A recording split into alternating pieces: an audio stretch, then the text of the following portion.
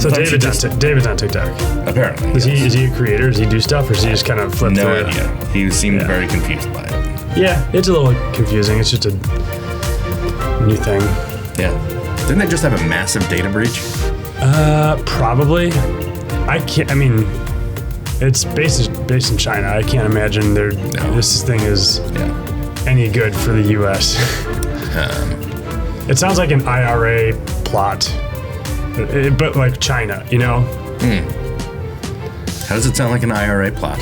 IRA, like the Internet Research Agency. I went straight to from Russia. Ireland. Oh. The Irish Revolutionary Army or whatever it was. Okay, well, that's probably just as good a time as any to start the podcast. Bring it in. All right, let's rein it in here. Music's playing us in. So, welcome to the Video Reformation Podcast. I'm Ben. I'm Justin. We're the co-founders of Storyboard Media and your co-captains on this love boat of video bliss. I read that this morning and enjoyed that. Yeah. That new intro. Yeah, it's, because really, if we are anything, we are co-captains of a love boat. Mm-hmm. The love boat? Mm-hmm. And then Anthony and David are our passengers. Or are they our crew? They're our crew. Yeah, that's true. No passengers on this love boat. Not at the moment. No. All right, well, today we're going to take a deep dive into calls to action. Calls to action being those things that typically you see at the end of a video. Though, as we'll get into later, you can kind of put anywhere in a video. Like, buy now. Buy now. Learn more. Mm-hmm. Visit our site. Mm-hmm. Sign up for a demo. Download the app. That's actually probably a section we should add to this is like what's some good verbiage for those things. Yeah. Because it's the short, in fact. We could probably make some stuff up. We'll make some stuff up and it'll just sound legitimate. Yeah. There's actually a pretty easy equation to make just a solid, actionable CTA. Mm-hmm. Before we jump into calls to action, though, I would like to welcome our new sponsor. We thought we had a winner last episode. Mm-hmm. We thought they would stick around for a long time, but, that's just economic forces that are beyond our control. New episode, new sponsor. So I would like to welcome Howard Van Heuvel, Self-Help for Men Who Have to Help Themselves. I had an interesting directed read session with Howard himself yesterday. Okay. So we've pre-recorded the spot. He gave some interesting in-the-moment direction. Uh-huh. But, in the moment, he liked where we were. So later on, stick around, hear the full ad. And is it Richter Van Heuvel? No, it's Howard Van Heuvel. Okay. Howard Van Heuvel. Yeah. Heuvel. Okay. Is he Dutch? Yes. Okay. Dutch descent. I mean, he is full-blooded American. Okay. But Dutch descent, yes. Okay. Yep. Interesting. So, calls to action seems like a more specific topic than a lot of the episodes. I think we're going to be doing that more often. We started pretty broad, with really broad strokes, and now that we're 20 deep, we're kind of running out of ideas here. Yeah. No, I think there's a lot that we can dig into on very specific topics, and so perhaps there's a metaphor for how we want to talk about calls to action too, because I think one of the things we want to do in talking about calls to action is work our way down the funnel.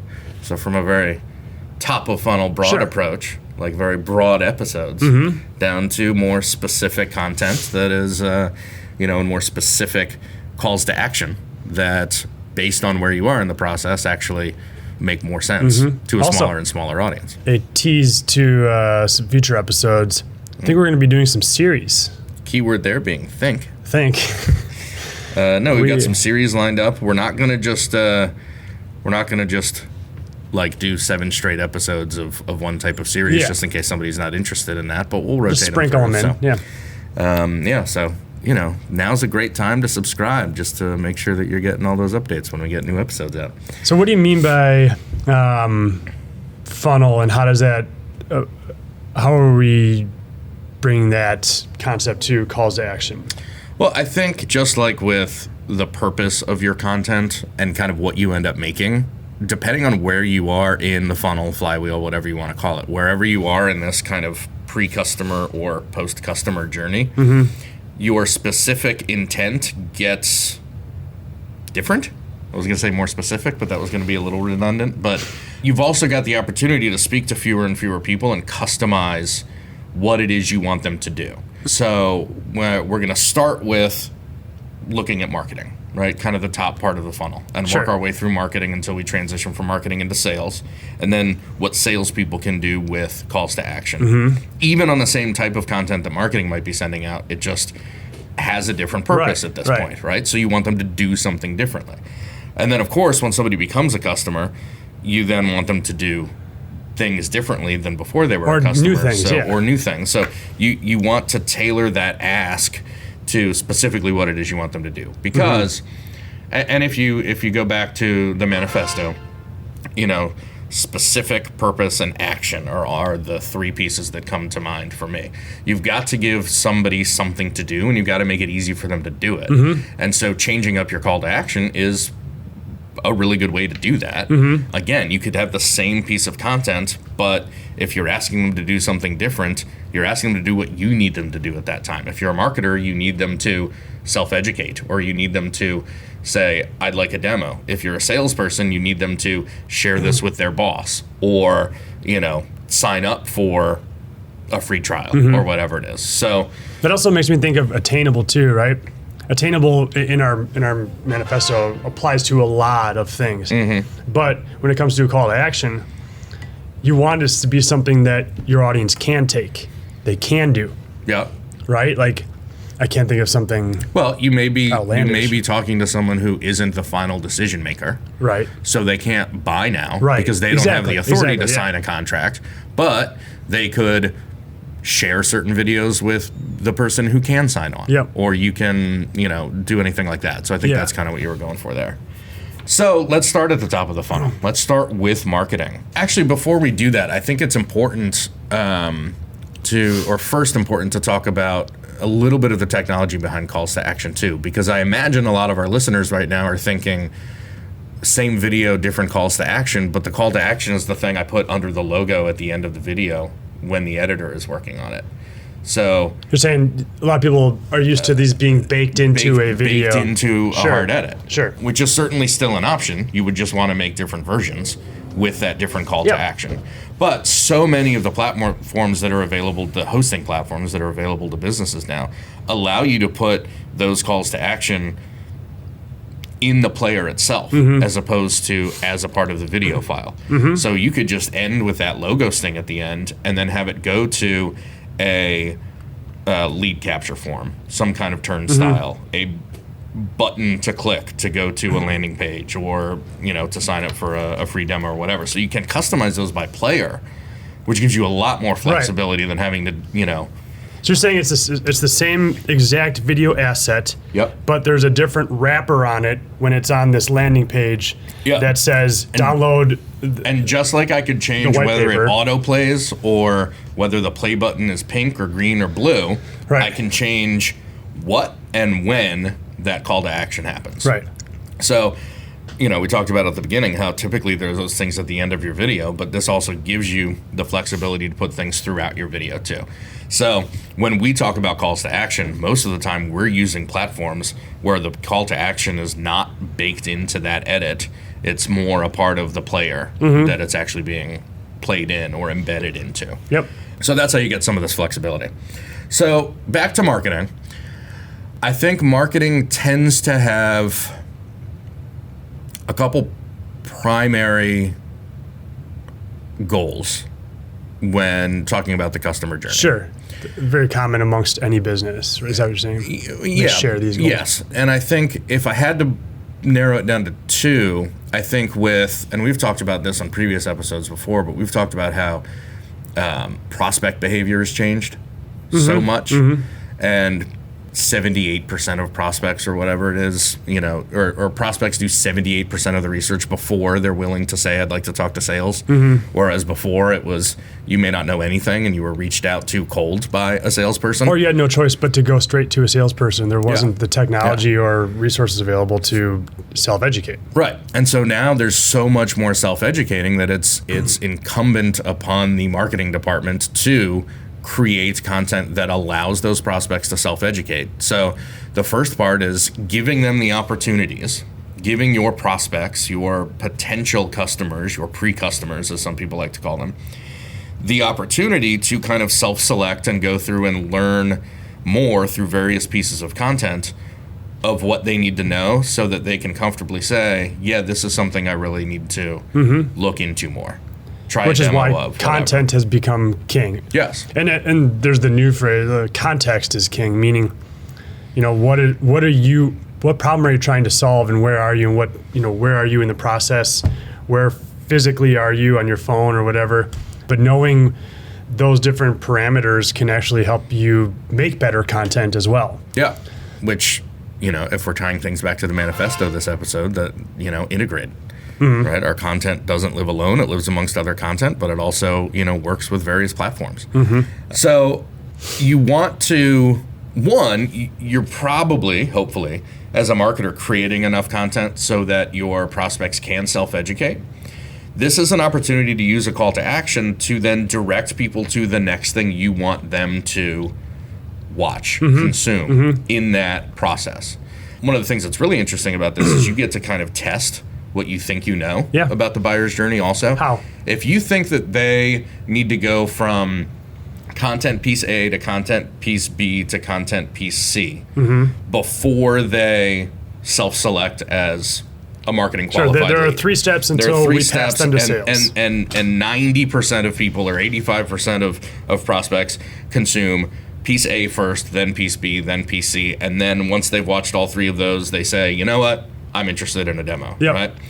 If that's what you think based on your whatever data you have, this is a great way to direct people, or do some A/B testing also, direct people from A to B to C, and either confirm that or A/B test it and allow people who've watched video A to jump straight to video C. Because maybe it's just video C that people need to see to say, yes, I'm interested in this. And you could get them to skip 2 steps of content along the way. So by setting up an A/B test with your call to action on video A, sending some people to video B and some people to video C, you can measure click-through rates and when people say, do they need to watch 3 pieces, or is it just that they need to watch that one particular piece? How do you feel about offering them a choice?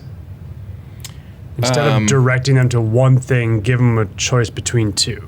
I think if you can do that, that's a very smart thing to do.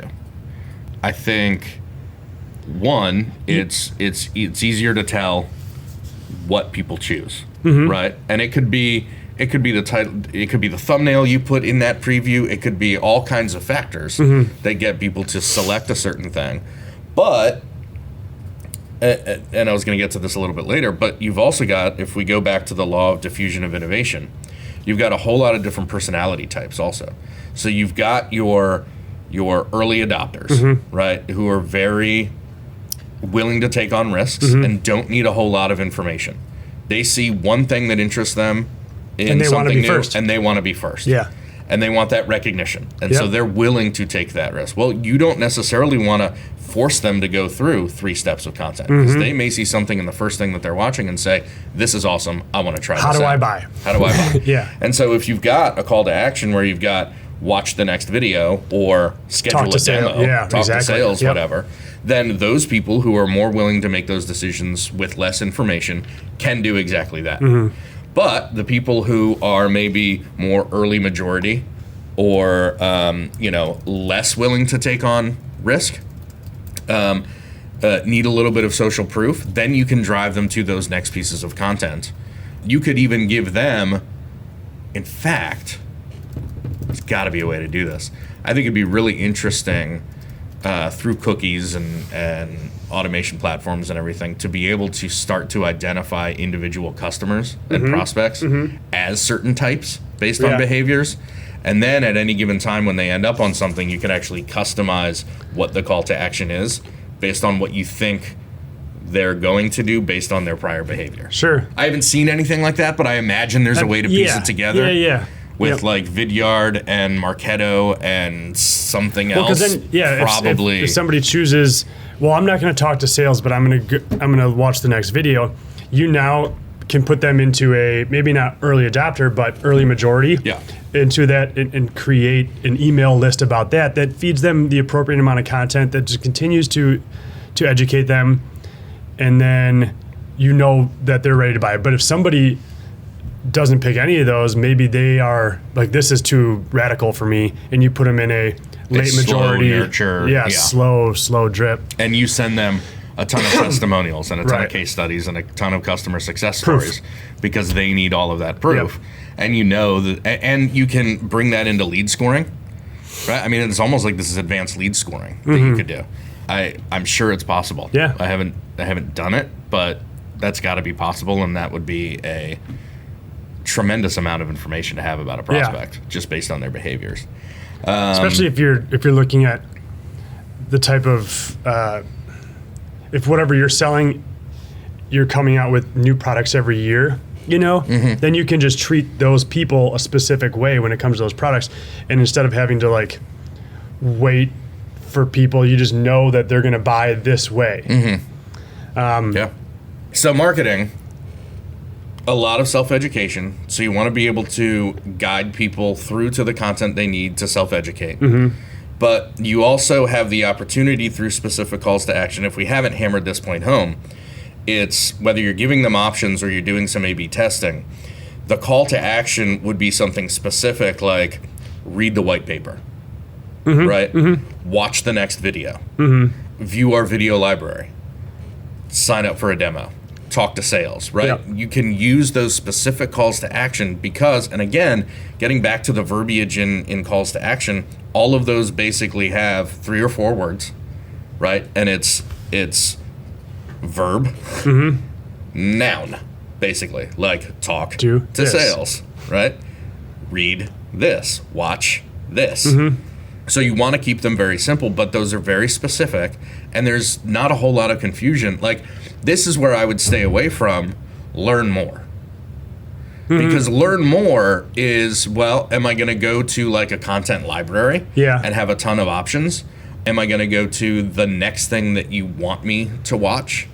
Am I going to go straight to a salesperson and they're the person who's going to help me learn more, right? So learn more is something that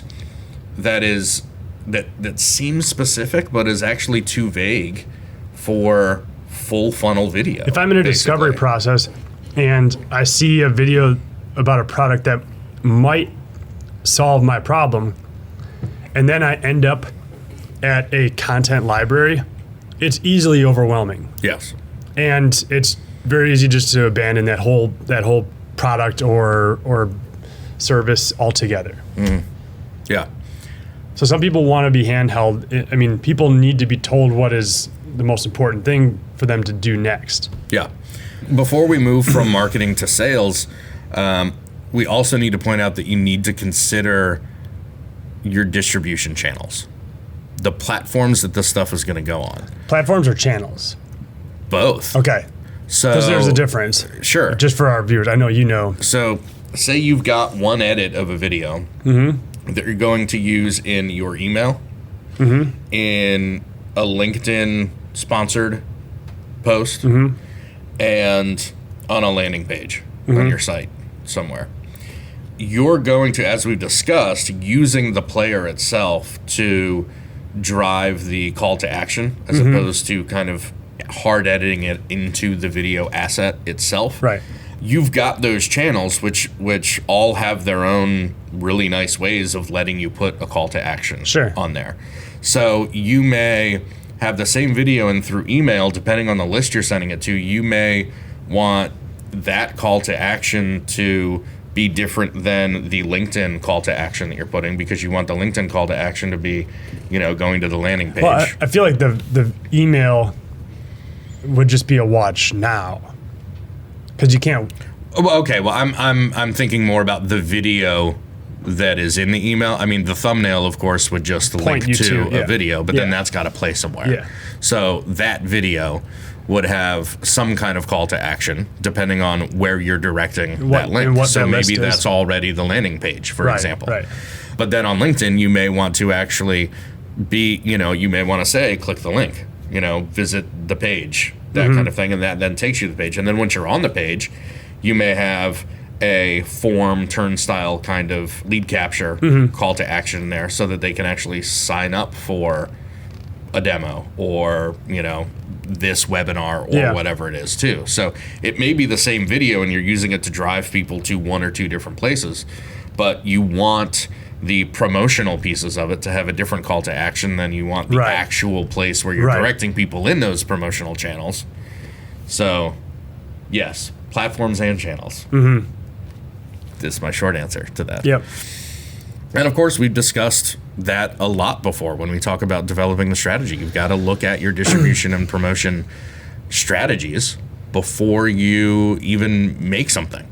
But certainly before you publish, you should be, you should be able to hand off your actual posting of content to an unpaid intern because you've mapped it out so well that you know that this video asset goes on this channel with this call to action, this text copy, right? And it directs here to this link, this page. Yep. And that could all be easily in a spreadsheet. That should be laid out. And that should all be laid out so that you can hand it off to your kid when they're on spring break or an unpaid intern or whatever, just to then go and do exactly what's laid out there. You shouldn't be getting to the point where you're logged into LinkedIn, starting the post and wondering, okay, where's that landing page link that I want to, or which landing page should we use? Yeah.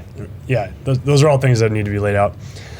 That's what when we present our roadmaps to clients, we just don't get into that because that it's overwhelming that information for a lot of people. That information is there, but yeah, exactly. It's a spreadsheet that has all they don't need to know all the specific calls to action for LinkedIn and what that exact piece of content is.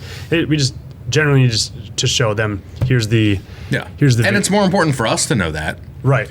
Because as we're going through and making the almost infinite number of creative decisions we make along the way, having that information helps us make better creative decisions. So we can bring that into our process of actually making the content, and then a lot of clients don't need to be overwhelmed with that kind of stuff. So we've used calls to action to get people to do something specific, give them options to do certain things to understand more about their behavior, but also account for different types of decision making and different types of prospects. We've talked about how early adopters versus early majority, act differently. We've talked a little bit about the different types of calls to action that you can put out there.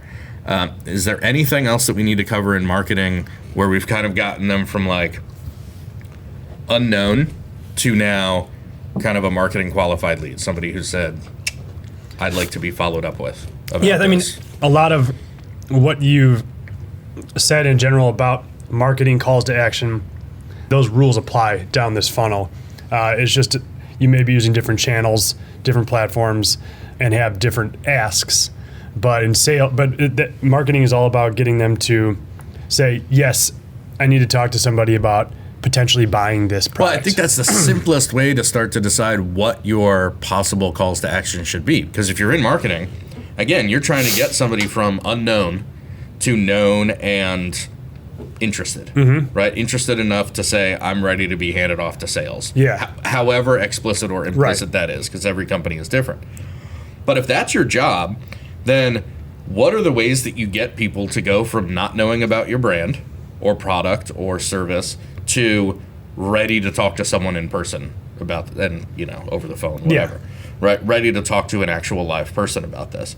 And once you know what those basic steps are, then you're creating the content, and then you're just using it. I've talked about it before, almost like a game of Plinko, right? I mean, you put the little puck thing in like it's a prospect, and that prospect dances around. It's not always linear. I think that's why a lot of people have problems with the funnel idea, is because it feels like it's so linear. But it's really a Plinko game that has all of these stops where somebody bounces around laterally, and then they'll drop down 2 levels, and sometimes they'll go back up. Sometimes they go back up, right? So people move around in this marketing piece of the funnel.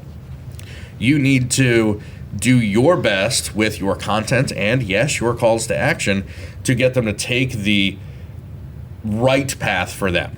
Sometimes it's being able to draw a straight line and go straight through from the top of the funnel to that middle of the funnel. Sometimes it's about winding them through the right way so that they do get to the point where they're like, yes, I'm ready to talk to someone else. So, and again, as we've stated, this is a way to not only set up so that people can move through that as easily as possible, but also test your assumptions and make sure that your assumptions are in fact right by giving them different options. Okay. So look, before we jump into sales, I believe we are right about on time for our sponsor ad. Okay. Okay. So this was a pre-recorded piece. Okay. This was a directed session that I did with Howard yesterday. Did he come into the office? I didn't. We did it over Skype. Okay. He got a little... he's a very passionate man. Sure. With nothing left to lose. And it's not the direction I would have gone with it, but he liked it, and so we're going to go ahead and play it. Man with nothing left to lose who's helping people with self. Maybe that's exactly what you want in your self-help maybe that guru, is. right? Yeah, it's not about him. He's just given up. I don't want to judge too much, right? This is a sponsor. I don't want to speak negatively about one of our sponsors. So this would be my first time hearing this too, so I wasn't there. No. All right, well, let's go ahead and play this thing. Okay. Howard Van Heuvel's Self-Help for Men Who Have to Help Themselves. Sign up today for Howard Van Heuvel's self-help course designed specifically for men who are a little down on their luck, recently or since birth. We all have our down times. Maybe you just recently found out your wife has a secret life with a family she never told you about. Or your parents kicked you out of your room on your 38th birthday. Or maybe Sheila Rogersmith never picked you for kickball team in the 4th grade, even though you loved her and had made grand gesture after grand gesture just to get her attention, but she never paid attention. If you're a man who's down on his luck, Howard Van Heuvel's Self-Help for Men Who Have to Help Themselves is for you. Just send $40 cash or money order, along with a self-addressed stamped envelope to Howard Van Heuvel, 1600 Bachelor Arms Way, Unit 34, Springfield. You don't need your parents, your soon-to-be ex-wife, or your kids, those ungrateful little fucks. All you need is you. Howard Van Heuvel's Self-Help for Men Who Have to Help Themselves. This has to work. So, I'd love 16 takes yesterday, and we ended up in some strange places. It felt like a pretty even-keeled read, though. Well, this was the last. Well, I think that's why you bring in a professional like me, is because you can kind of tell from some of the words he was very drawing on his own personal. Yeah, he was. It was. And I got to tell you, this is about 3 times longer than the original script. But he insisted. He just wanted to make these. He was like, "Can I get some alt reads?" And I was like, "Sure." And then it was kind of a call and response thing, but I had to be professional. Yeah.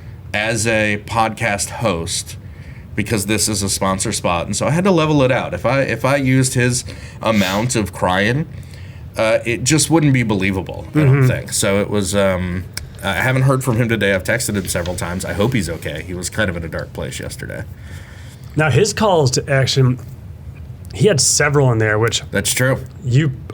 I don't know if he knew that this was part of a calls to action show. All over the place. All over the place. He said sign up. He said send money. Yep, cash or money order. And write a letter, like an envelope. There's a lot of stuff. Yeah. I kind of feel bad for him. Does he have an autobiography or anything? What's his story?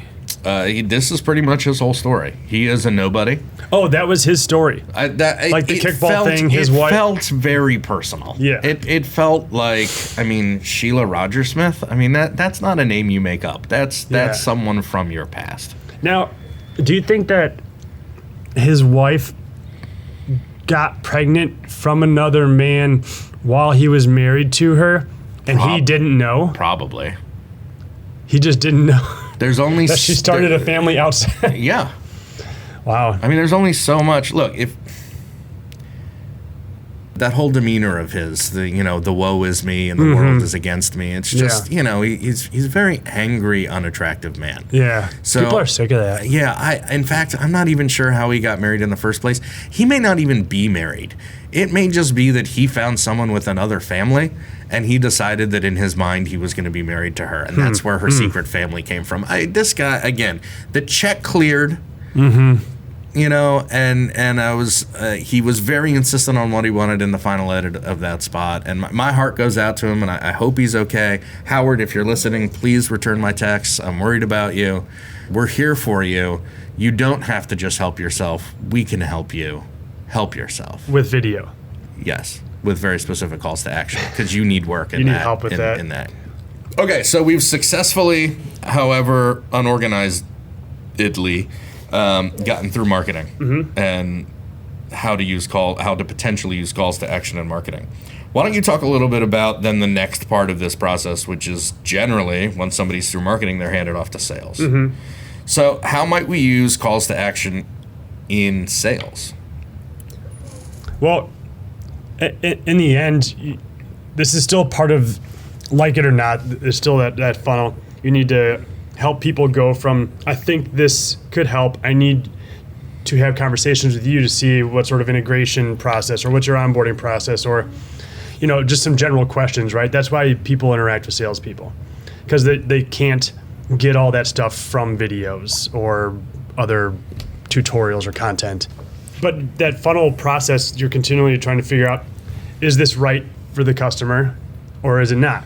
And they kind of weed out throughout that process. And that's an important part of the process too. You don't want to, as a salesperson, you don't want to keep people in that process longer than if it's not right, they need to be. Because if it's not right for them, as a salesperson, utilize your time on people who it is right for. Right.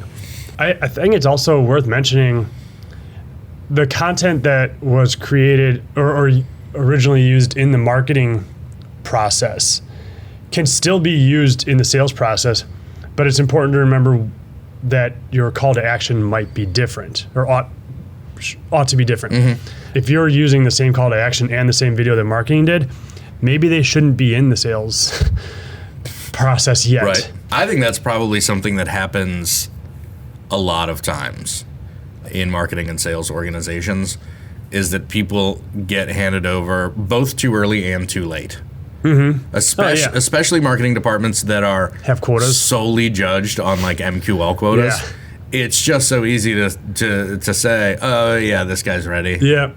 You can manufacture a reason to get it out of your bucket and into a sales bucket. And that's why there's a marketing qualified lead and a sales qualified lead. Yes. Talk a little bit about the difference between the two for anyone listening who doesn't know the difference between the two. Marketing can essentially set what they will, what a marketing qualified lead is. So that might be they've watched these 3 videos and they've signed up for a webinar. Boom, they have 10 prospect points, send them over to sales. That's not always the most efficient way to do it. They may not have any money. Right. Yeah. They may be totally interested in something, but they may not be able to afford what you're selling. Yep. It's kind of the simplest way that I think of it. Sales qualified lead would then actually confirm that money is available. There's right? a lot that of they're different able to purchase acronyms, or whatever. In sales, BANT I think is one of the most accessible ones. Do they have a budget? Do they have the authority to make a decision? Do they have a need that I can satisfy? And is there a time constraint that we need to execute this within? So in the sales process, if you're using video, and you really ought to be, you're essentially, when it comes to calls to action, you're trying to get them to make little commitments along the way. It's not like the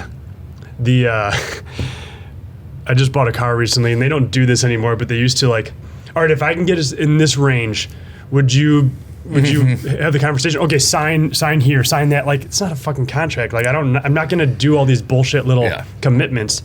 But it's things like, all right, I'm gonna send you this video. If it speaks to you, what I want you to do is set up a meeting with you and your procurement team, so that we can finalize some of the details. The dreaded procurement team. Yeah, or I want you to bring in the other people involved in this process.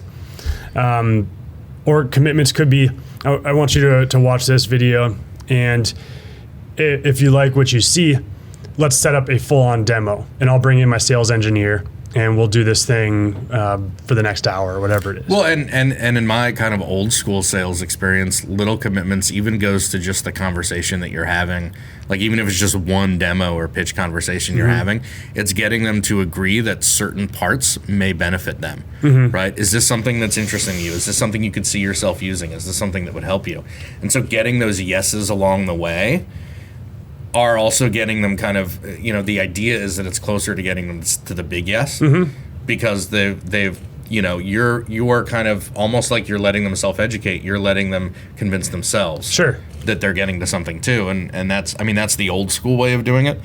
But now with multiple conversations and consensus building sales and all that stuff, it's about getting yes from all kinds of different people whenever you can. I think in some ways it's helpful for the salesperson to put, and this isn't a sales lesson, this is maybe not what we're supposed to be doing, but it's great if you can put the objection in front of them before they can. Oh yeah.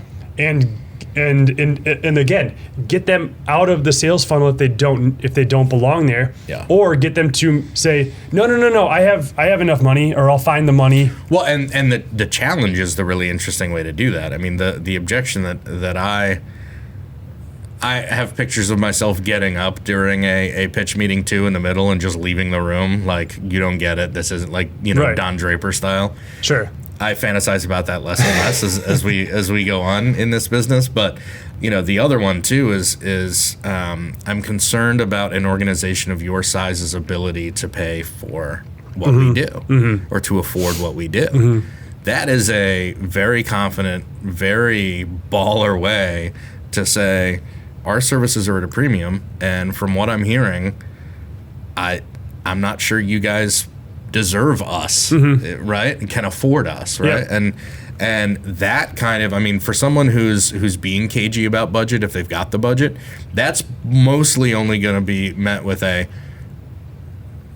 we can afford you, right? And it changes the dynamic from they're there with all of the power.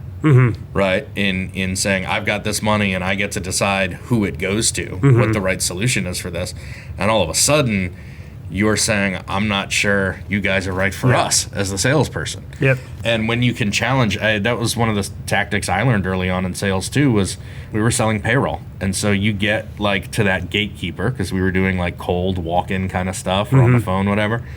And we got paid basically by how many employees a company had. So that was huge information for us. How many people are they paying? Because that's how much it's going to cost, and that's what my commission is based on. So I need to know how good of an opportunity is this. And I'd get to the gatekeeper, and if I was shut down by the gatekeeper, I would kind of do the Columbo, like the walking out, and then one more thing.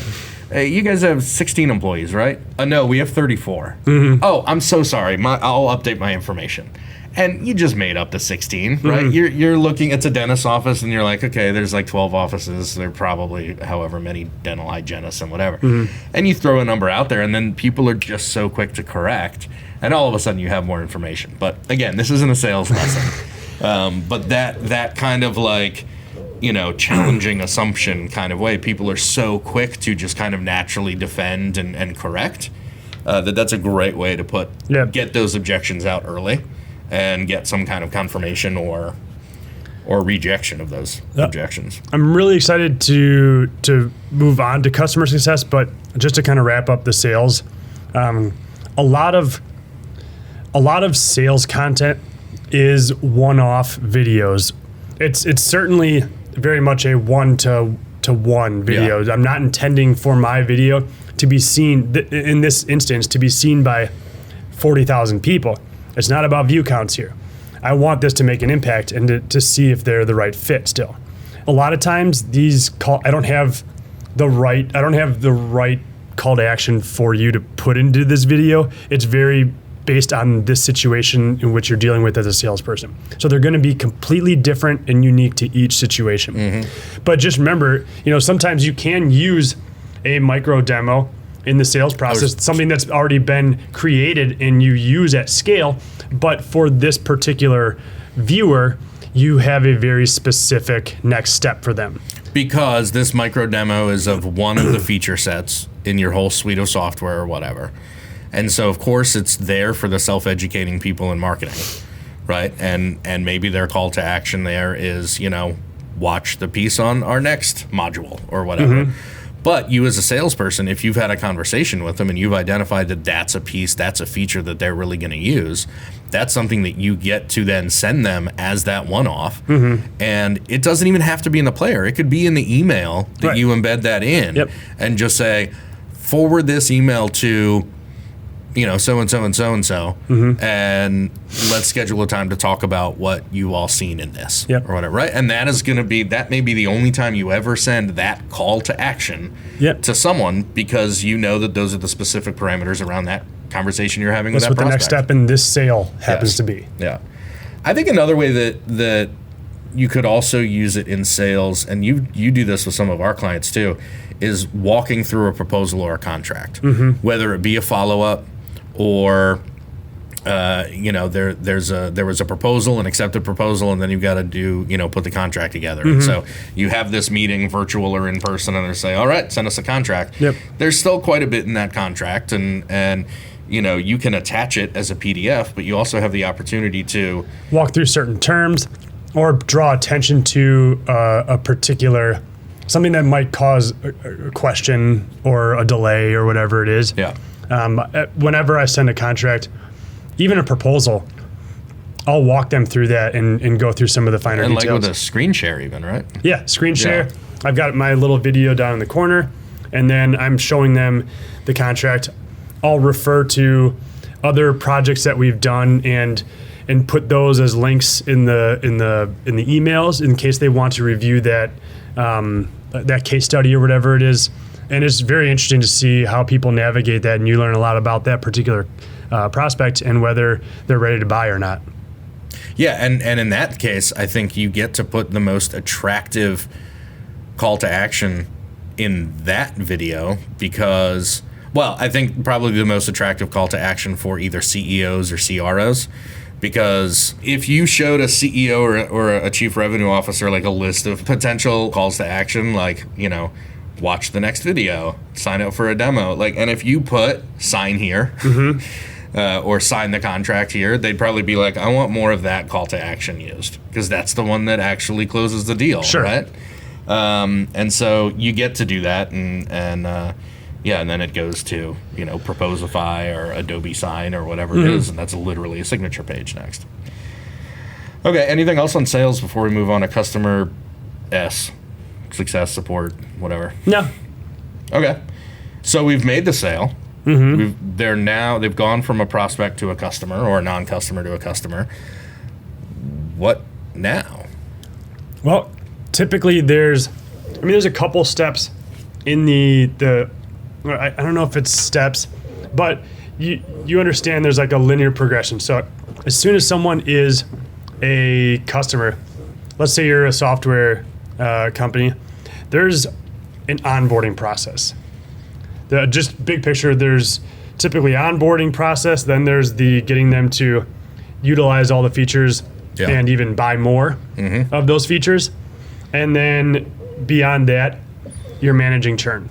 Yeah, so you're making sure that they're using it enough so that they renew or add more or whatever. So starting with onboarding videos are a great tool. It can be like viewed by that client at any point. They can watch it 6 times.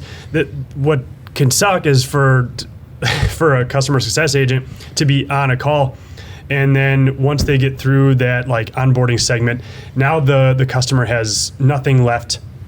They don't have any like asset to watch or do or review if they wanted to like go show their boss how to set something up. And this happens a lot, unfortunately, too, is that onboarding people are so familiar with the platform that they just blow through. Yeah. And these are people who've never used the platform before, and they are so overwhelmed and so lost. And a lot of people just aren't comfortable saying, can you go over that again? For whatever, because they're like, I'll figure it out on my own. Like, I only have 30 minutes left. We got to get to implementation here. My job is to get us through these segments on this first onboarding call, regardless of how much you're, absorbing. So in onboarding, calls to action might be just simply watch the next video or rewatch this video. Or try this feature. Or reach out and ask a question, try this feature. Yeah. It just depends on where they are in that onboarding process. Yeah, I mean, if I were starting from scratch on an onboarding process, I would have that live onboarding, and then I would immediately follow that up with a one-on-one personalized video from that rep saying, here's what we went over today. I know it was a lot. I've attached some videos here. Watch these, and then at each of those, individual videos, I'd put that call to action of like, now you enter your own contract. Now you do it, right? And so practice you get through how to do it, and then you're in the system and you do it, and you can watch them side by side. It's kind of a tutorial. You do it at your own pace. But as an onboarding rep, you actually would get the information of, have they viewed those follow-up videos? Sure. Have they rewatched certain portions? Right? So that going into the 1 week follow-up, where you're going to go over the second part of this 3-step process, whether they've actually spent any time in it.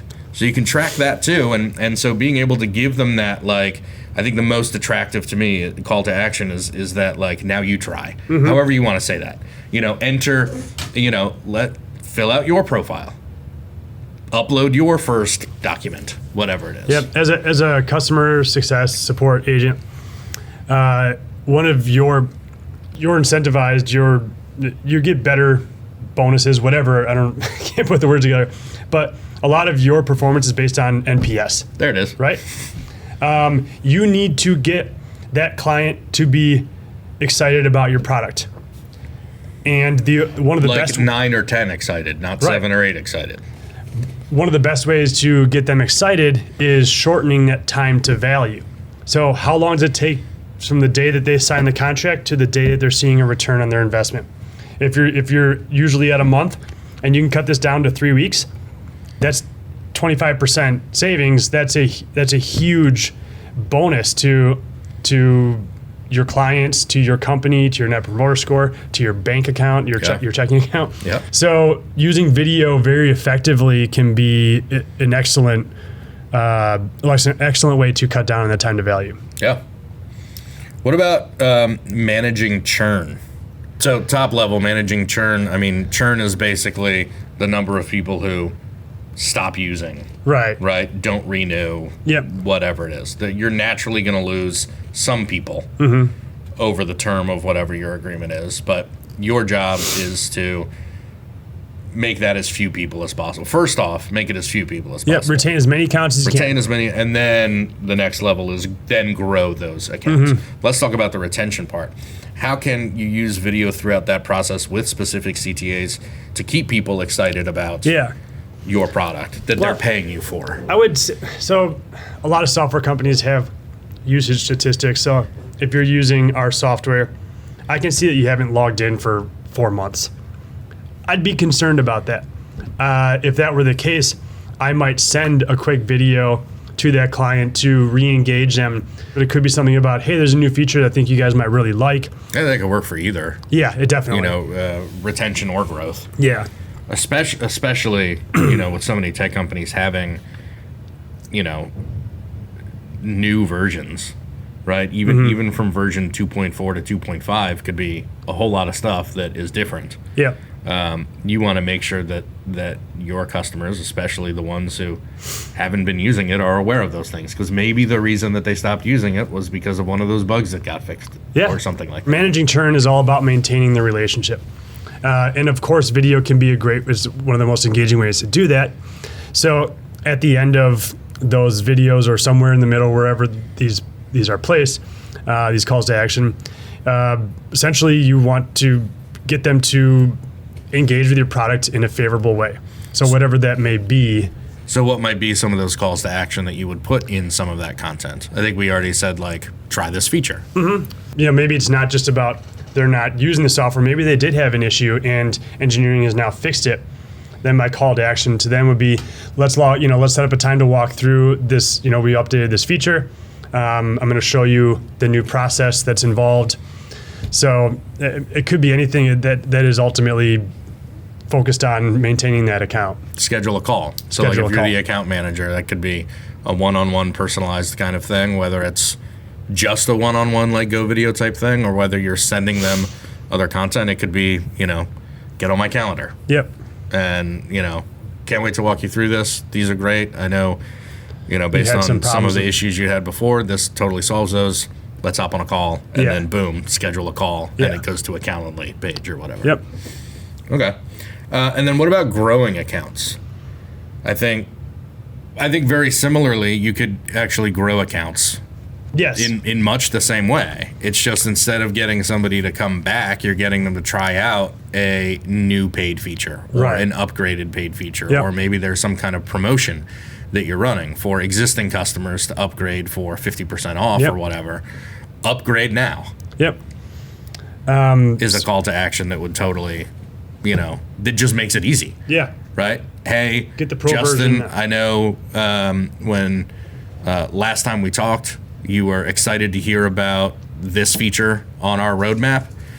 It's just been released, and we're actually offering a promotion right now, 50% off for existing customers who upgrade to that level. Yep. Wanted to make sure you had this first, and then upgrade now is the CTA. Mm-hmm. It's just, the whole discussion here is about how easy can you make it for your prospects or customers to do whatever it is you need them to do. What do you want them to do? It's pretty simple. What do you want them to do? That's your call to action. And then you work backwards. And the content itself is about making sure that they have the belief that you can solve that problem. Yep. Whether that's in marketing, sales, or customer success. Yep. Belief precedes action. And the only way they're going to do what you want them to do is if they believe you can do it for them. And that it's something that they can easily do. Yeah. That's why you're not asking them first off to buy now. Right. Because you don't even know if this person can buy. Right. You're asking them to take those little steps that you know that you can, that they know that you can deliver on, and you know that they can take. Mm-hmm. That's essentially what calls to action boils down to. Mm-hmm. There's nothing complicated about it. No. You just have to think about it. The technology can be, I understand that. Sure. But how many of these episodes have we talked about, it's just, and I know this is what we live and breathe every day, so it's a little different for us, but it's just about taking that like half a step back and just forgetting about what you think you're supposed to do with something, and just think about, well, what would I do here if I didn't have any constraints? Mm-hmm. Like, forget about the platform that you've got. Like, what would I want them to do after this? Well, I'd want them to watch the next video in this series. Okay, guess what? The first part of that statement, watch the next video, is your call to action. Yep.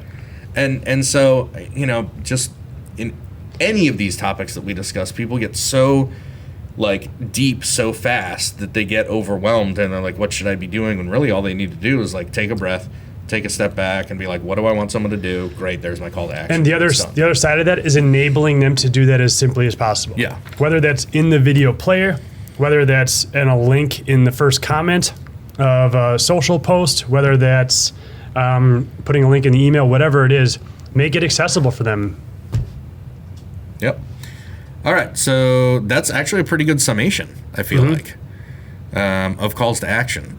We'd love to hear any questions or thoughts that you have, our listeners, about calls to action. Great way to do it is to, give us a 5-star rating and put that question in your actual review. But that's just us begging for ratings. I don't judge myself based on how many ratings our podcast has, but maybe Justin does. So that's our calls to action episode. Subscribe, all that stuff, and we'll talk to you next time. Thanks for listening. The Love Boat of video stuff. Your co-captain signing off. Toot toot. That's a train, or that's like a steamboat. Yeah. Okay, so the Love Boat is a steamboat. I think so. It's pretty romantic. Yeah. We also have no passengers, so it can't be that big a boat. That would just be a waste We could of be money. in a fucking canoe right now. We could be. With a crew. We've got a crew. There's 2 captains and a crew of 2 in a canoe. But there's no room for anybody else. Called the Video Love Boat. Maybe we have the wrong boat. Maybe that's the problem. Oh, we are getting a new office. We are. Is this a metaphor? It is. Okay. Yep, we're getting a That's what bigger boat. Got it. Toot toot.